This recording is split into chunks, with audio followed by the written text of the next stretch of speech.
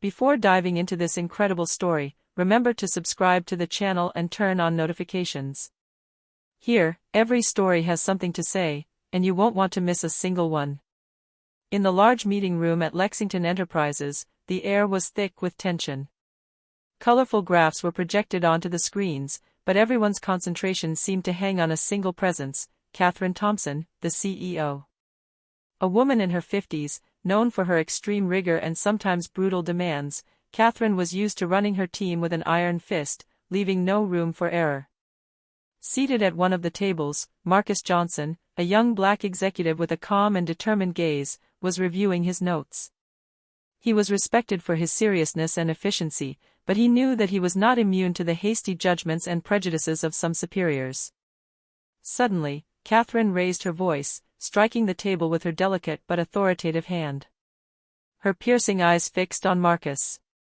"Marcus, once again, your results are abysmal. How can you cost us so much and produce so little?" Silence fell. All eyes turned to Marcus. The murmurs were drowned out by the echo of humiliation. The words were unfair, deliberately cruel, and designed to ridicule in public. Marcus's shoulders tensed for a moment, but his gaze remained calm. What Catherine didn't know was that Marcus possessed an uncommon inner strength. Every word she uttered only reinforced his resolve to respond with intelligence, dignity, and composure. He knew his response would not only be for himself, but to demonstrate to everyone that no injustice, no prejudice, could tarnish his integrity. He took a deep breath. The tension rose a notch. Everyone held their breath. Marcus was about to transform this public humiliation into a lesson in courage and professionalism that no one would forget. Marcus remained motionless for a few seconds, allowing the humiliation to completely permeate the room. Everyone around the table seemed suspended in that moment, as if time had stopped. Catherine's eyes shone with authority, believing she had achieved her goal, to crush an employee in front of his colleagues. Then Marcus spoke, calmly, almost softly. "Thank you, Catherine, for your feedback. However, I believe there is a slight misunderstanding regarding your figures. Allow me to clarify." A murmur rippled through the room.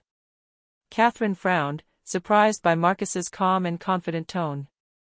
She had expected fear, shame, not this sovereign composure. Marcus stood up and walked over to the projection screen. With a deliberate gesture, he displayed his department's actual performance. The graphs and statistics were clear, his results were among the best, and the error Catherine had pointed out had virtually no impact on the overall project. The room fell silent. Some colleagues exchanged stunned glances. Catherine's authority, so imposing just moments before, had just cracked. Marcus had responded without anger, without humiliation, but with an implacable precision that made any unfounded criticism impossible. "As you can see," he continued, "our results are in line with the objectives set, and the error mentioned was corrected immediately. I am always ready to collaborate to improve our performance, but I wanted to clarify the facts so that everyone has an accurate view of the situation." Marcus's words echoed through the room. Each sentence was measured, professional, yet carried a clear force, that of truth and dignity. Catherine, feeling her position waver, tried to respond, but the murmurs of surprise and admiration from her colleagues prevented her from regaining control. For the first time, she felt vulnerable. Marcus, on the other hand, had just transformed a public humiliation into a moment of respect and admiration for her composure and intelligence.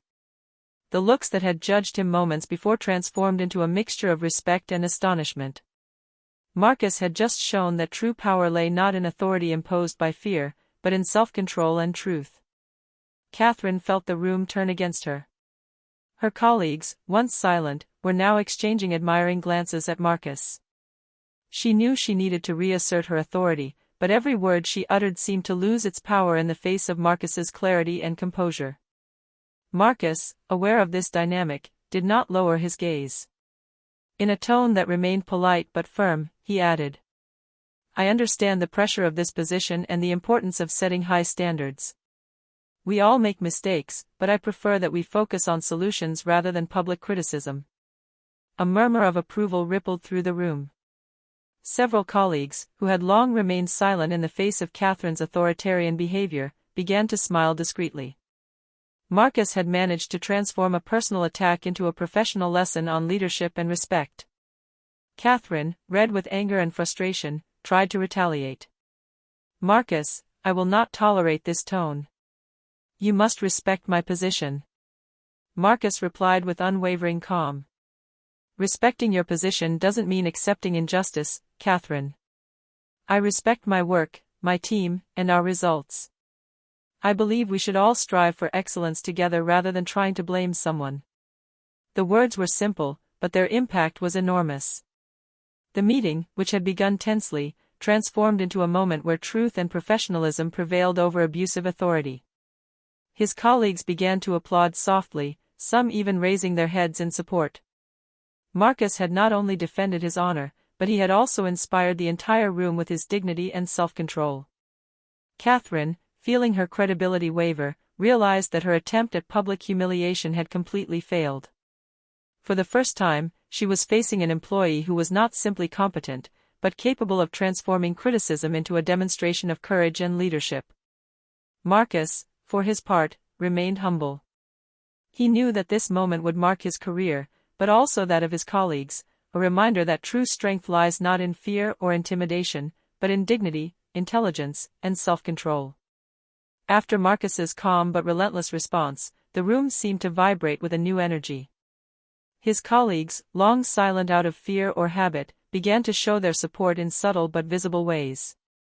Some nodded in approval, others exchanged knowing glances, acknowledging Marcus's courage in the face of abusive authority. "Marcus is right," murmured Linda Harris, an experienced manager sitting at the back of the room. He presented the facts clearly, without aggression.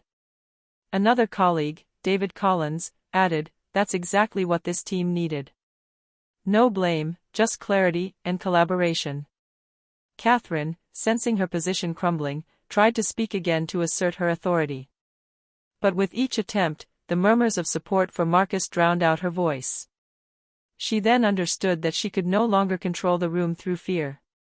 Marcus, for his part, remained motionless and calm, observing the scene with dignity. He had transformed a humiliating situation into a moment of respect and admiration. His colleagues no longer saw him simply as an employee, they saw a leader capable of defending his own honor and that of his team with intelligence and professionalism. "Thank you all for your attention," Marcus said as he concluded the meeting. "I believe that when we work together, with respect and honesty, we can accomplish great things." As the participants stood up to leave the room, many approached Marcus to congratulate him. The encouragement was sincere and touching. Some thanked him for setting an example, others highlighted his composure in the face of injustice. In Catherine's office, the air was thick with frustration and anger. For the first time, she realized that her method of public humiliation had not only failed, but had strengthened Marcus in everyone's eyes. That day, Marcus not only defended his honor, but he also sowed a seed of respect and solidarity among his colleagues. The meeting, which had begun with public humiliation, transformed into a moment of quiet but powerful triumph. The days following the infamous meeting were marked by a palpable change within the company. Marcus Johnson not only continued his excellent work, but he became a living example of leadership and dignity. His colleagues now looked at him with admiration and respect, aware of the quiet strength he had displayed in the face of humiliation. Catherine Thompson, meanwhile, found herself in a delicate position. Whispers about her attempted humiliation circulated in the corridors, and some superiors had even heard of how Marcus had brilliantly turned the tables. Her reputation as an undisputed authority was beginning to erode. Marcus, true to himself, never let it become arrogant or a source of personal revenge. On the contrary, he continued to offer solutions, guide his colleagues, and defend the integrity of his team. Each successful project enhanced his image, and his name circulated more and more frequently in management discussions. One morning, Catherine was summoned by the board of directors to discuss her management style.